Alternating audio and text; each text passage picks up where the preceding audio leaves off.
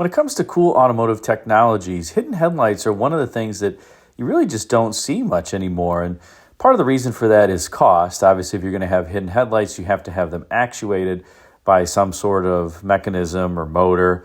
And some of it is also reliability. Of course, that motor has a chance to fail, and especially it can fail in, let's say, inclement weather conditions. Imagine trying to engineer hidden headlamp setups that would still work effectively, for instance, if the car were coated with ice. So regardless, you just really don't see them anymore, but they were popular for a particular period of time. And at General Motors in 1966 and 1967, the E-Body trio of vehicles, the Toronado, Riviera, and Eldorado, all had hidden headlamps. Now, the Eldorado ditched its hidden headlamps after the 1968 model year in 1969 when the front end was revised. But the Toronado and the Riviera kept their hidden headlamps through the 1969 model year, and in 1970 they both went to exposed headlamps. Now, I would say that the Eldorado and the Riviera had relatively conventional hidden headlamps.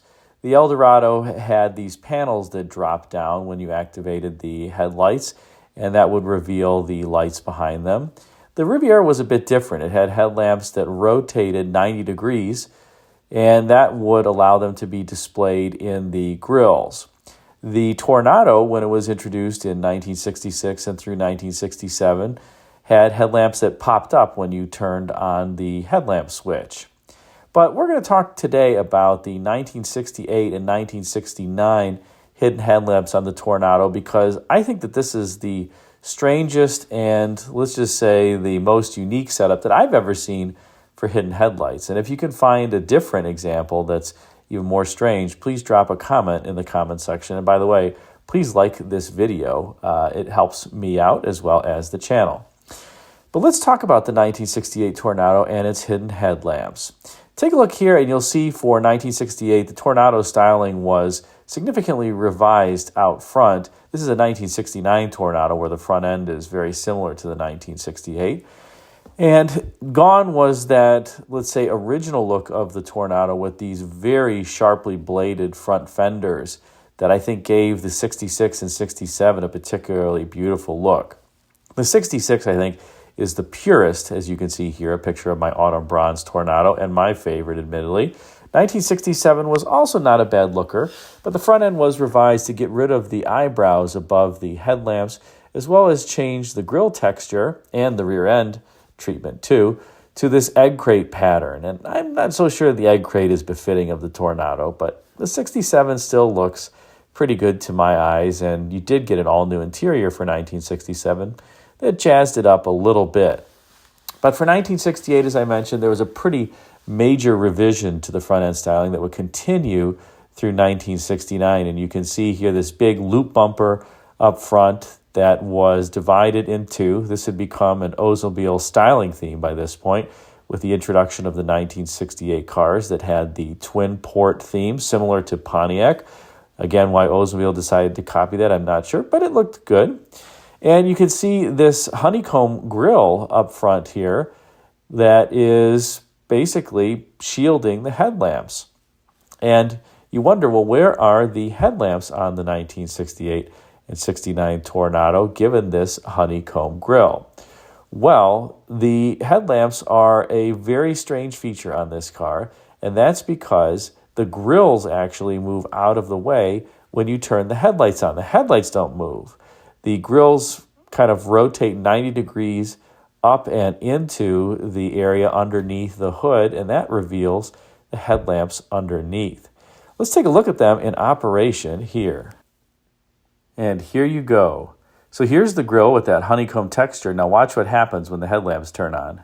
The grills move out of the way, and I do like that there's a little bit of style behind there, that they've stylized the headlamp buckets and bezels. But you can see that this grill moves up and out of the way. Let's watch it one more time. I have never seen hidden headlamps where the grills actually move out of the way to reveal themselves. And again, I'm thankful that Olds finished this area behind the grill so that the headlamps didn't look strange and awkward when the headlights were on. That was one of the things that Ford rarely did. Ford often used hidden headlights, but they really never finished the area behind the headlight doors, even on Lincolns. And so as those headlight doors fail over time and they pop open with the car sitting in one place for some time, well, it just reveals headlights that don't look all that great, unfortunately. Now, another cool feature of the 68 and 69 Toronado was that the grills didn't just pop up and out of the way when you turn the headlights on, because you obviously needed that to happen in order for you to see down the road at night. But there actually was a feature on these that in the event the coolant temperature got above, I think, about 225 degrees, the grills would actually open up as well to help enable better airflow through the radiator. There was basically a little thermal valve that was included in the radiator area within the coolant stream. And if that valve detected that the coolant temperature had exceeded the 225 degrees, then it would send vacuum to the grill actuators to move them out of the way, enabling that additional cooling to get through. Again, something that I haven't seen on another vehicle, and I'm a bit surprised, admittedly, because I would think that that honeycomb mesh wouldn't necessarily preclude a lot of air from flowing through the radiator, but I guess Oldsmobile determined in its testing that that was something that was required in order to make sure that the engine could stay cool even on the hottest days. Now, in addition to the strange and unusual hidden headlamps, the 1968 Toronado had yet again a revamped interior. So the interior changed in 1967 and again in 1968. Here you can see that this particular 1968 Tornado's interior has some interesting designs on the seats, and that was something that Oldsmobile did for 1968. I think they were just trying to jazz up their interiors a little bit and give them some more flair over what they had in prior years. And it kind of works, looks nice, and, well, is effective. This is a rare center console-equipped car, as you can see.